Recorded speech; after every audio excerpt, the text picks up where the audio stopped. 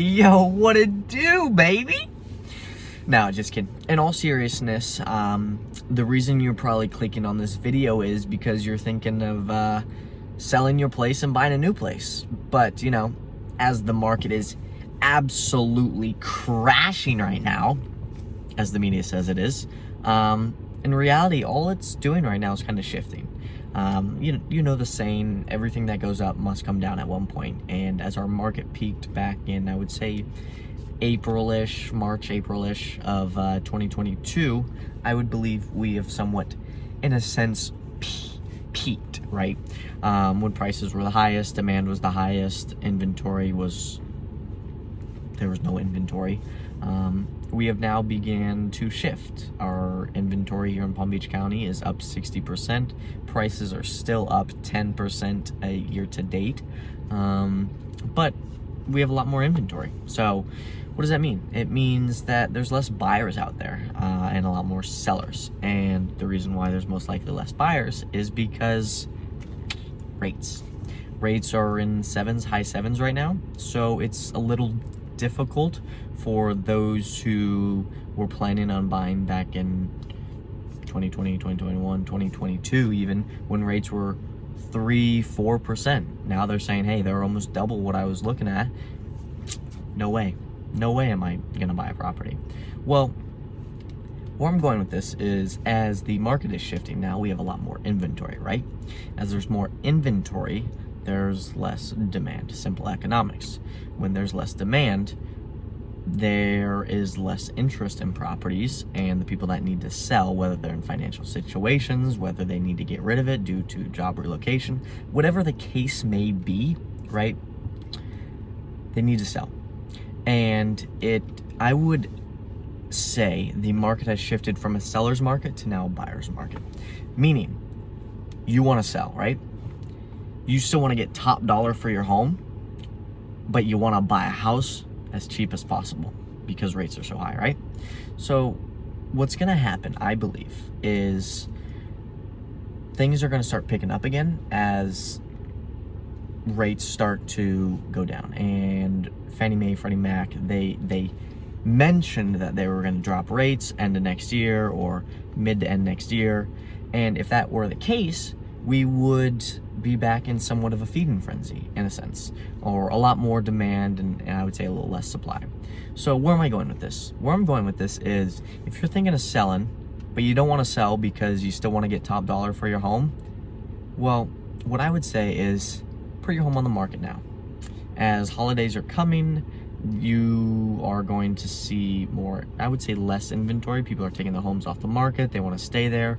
But you're also going to see people that say, hey, I want to be in a new home for the holidays. But you sell, right? The way you get top dollar for your home is through your marketing. So the more marketing dollars you pump into the property, the more exposure you get, the more eyes you get, the higher probability you are of getting the number you're looking for. Now, mind you, it has to be somewhat reasonable. It has to be what the comps say it's worth. Now, if you are outrageously overpriced or it's over what the comps say it's worth, it's gonna be a little difficult. And the reason why you want to list your home at list price or at what the market says it's worth, because if you list high and come down low, people are going to say, hey, this property's been in the market for, say, 60 days.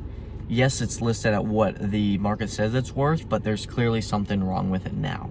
So you're not going to get as much activity as you would if you just listed it at the right price at the right time, if that makes sense. Meaning, you list it at what the comps say it's worth today, and you sell it for what the comps say it's worth, right? So you sell your home today, you need to buy a new place. You're like, hey, I'm gonna have a really high rate. I'm gonna sell my $600,000 house and I'm gonna be able to afford a $400,000 house because my rate went from 3% to 7%, right? Or whatever the case may be, depending on your financial situation. Just Random example, right? So what I'm telling people is sell your house now.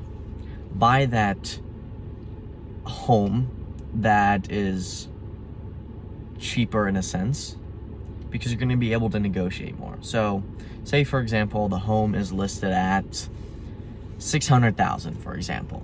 Same price as your home, $600,000, it's a wash. But mind you, the home you're going to try to purchase has been on the market for, say, 60 days.